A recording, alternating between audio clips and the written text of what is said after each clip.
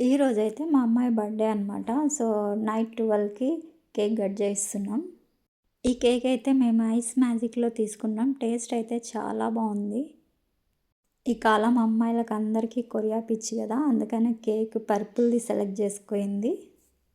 So, అలా అయితే cake select చేసుకొని కేక్ అయితే కట్ చేసుకుంటుంది. చూడండి అన్నీ కొరియా పిచ్చిలాగా అయిపోయింది వీళ్ళందరికీ.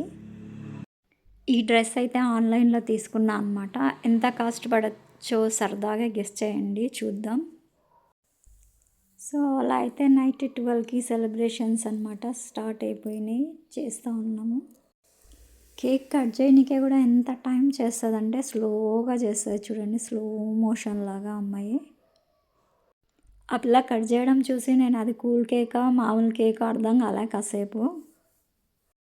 ఏంది కేక్ అంత హార్డ్‌గా ఉందనుకున్నా. కానీ తను స్లో మోషన్‌లో కట్ చేస్తుందనమాట. ఇప్పుడు అర్థమయింది. అదే చెప్తే నవ్వుతా ఉందనమాట. ఇక్కడైతే వాళ్ళ డ్యాడీ, నేను అయితే కేక్ తినిపిస్తున్నాము. కేక్స్ అంటే చాలా ఇష్టము. బర్త్‌డే గానీ, జనవరి ఫస్ట్ గానీ కేక్ కట్ చేసినాక ఒక 1 అవర్ ముందు పెట్టుకొని తింటూ కూర్చుంటదనమాట. సో, ఈ కేక్ టేస్ట్ కూడా చాలా బాగా అనిపించింది. నేనైతే కేక్స్ ఎక్కువ తినను. కాకపోతే ఇది టేస్ట్ బావుందని కొంచెం తిన్నా అనమాట. చిన్న పీస్ తీస్తుంటే పెద్దది తీసి పెట్టమని చెప్తున్నారు వాళ్ళు.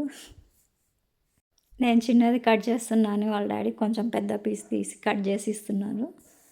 సో, అలా అయితే కేక్ అందరం తినిపిస్తున్నామన్నమాట.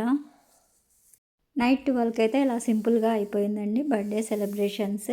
మరుసటి రోజు మార్నింగ్ అయితే అందరం హోటల్‌కి వెళ్దాం అనుకున్నాము.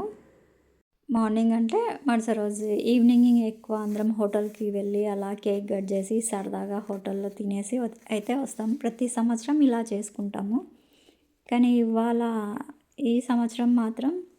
ఈ సంవత్సరం అయితే మా ఫ్యామిలీ మెంబర్స్‌లో చాలామంది రాలేకపోయినారనమాట బర్త్‌డేకి. జస్ట్ ఒక 10 మెంబర్స్ దాకా వెళ్ళాము. లేకుంటే గనుక మా ఫ్యామిలీనే దాదాపు 20 మెంబర్స్ అయితారు అందరూ. ఇదైతే ముందు రోజు నైట్ కాబట్టి మా అన్న పిల్లలు మాత్రం వచ్చినారనమాట. వాళ్ళు కూడా నిద్రపోతుంటే నిద్ర మబ్బులో లేపుకొని ఈడొచ్చి కూర్చోబెట్టుకున్నాము. ఇలా అయితే నైట్ సెలబ్రేషన్ అయితే జరిగిందండి. మార్నింగ్ అయితే అందరం కలిసి హోటల్‌కైతే వెళ్తున్నాం. మార్నింగ్ అంటే మార్నింగ్ కాదు. ఈవినింగ్ 7కి అనుకుంటామా ఈవినింగ్. కాకపోతే మేము వెళ్ళేసరికి ఎప్పుడు 9, 9:30 అవుతది. ఆ హోటల్‌లో కూడా ఫుడ్ ఉంటుందో లేదో అనుకుంటూ వెళ్తామన్నమాట. ఎందుకో తెలీదు. ప్రతి సంవత్సరం అలానే లేట్‌గా వెళ్తుంటాము. లేట్ చేసేది కూడా మా అమ్మాయే అనమాట. ఈ పాప అయితే మా అన్న కూతురు అనమాట. వీళ్ళిద్దరైతే చాలా బాగా కలిసి ఉంటారు.